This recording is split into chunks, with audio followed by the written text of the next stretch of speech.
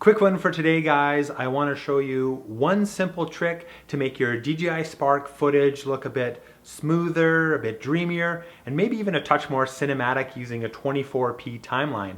So yeah, let's just get right to it.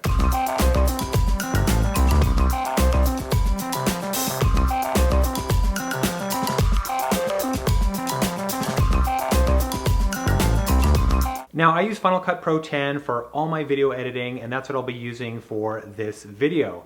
But really any advanced video editing software like Adobe Premiere Pro can accomplish the same task, but obviously the technique will vary depending on what software package you're using.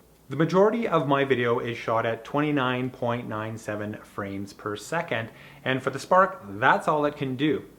And I also edit pretty much exclusively on a 29.97p timeline.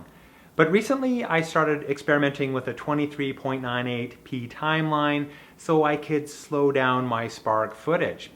And now for simplicity's sake, for the rest of this video, I'm going to refer to 29.97 as 30p and 23.98 as 24p. So when you drop a 30p clip into a 24p timeline, by default, Final Cut Pro will conform that clip to the new timing, and you'll end up with almost exactly the same result as if you had a shot 24p to begin with. So 1 second of 30p footage is going to equal 1 second on this new 24p timeline. Nothing magical happens, and there's nothing inherently special about a 24p timeline. The magic happens when you take that 30p clip, drop it into a 24p timeline, and then you slow that clip down to 80% of normal speed. So why 80%? Well, 24 is 80% of 30p. Dropping the speed 20% gives you a slightly longer and slightly slower clip.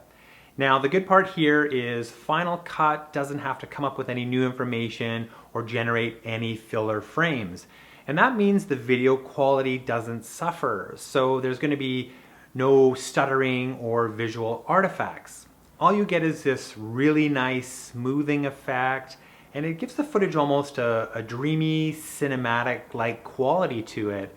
And it's really like getting all the benefits of slow motion without looking like slow motion at all. And that's the really cool part. Now, one caution here though, if you slow the speed down by more than 20%, the software is going to have to generate some frames to fill in those gaps. Using rate conform options like frame blending and optical flow, Final Cut Pro can do a pretty good job of faking slow motion, but the video quality, it just won't be as good as if you shot with a higher frame rate to begin with. So really 20% is that optimal number. So there you go, guys. Take your 30p Spark footage, drop it onto a 24p timeline, slow it down to 80% of normal speed, and enjoy that smooth, dreamy, cinematic looking footage with almost no effort. Easy to do, so give it a try, experiment, and have fun. Well, that's it for this one. As always, thank you so much for watching. Hit that thumbs up if you enjoyed this video. Please subscribe, and yeah, we'll see you next time.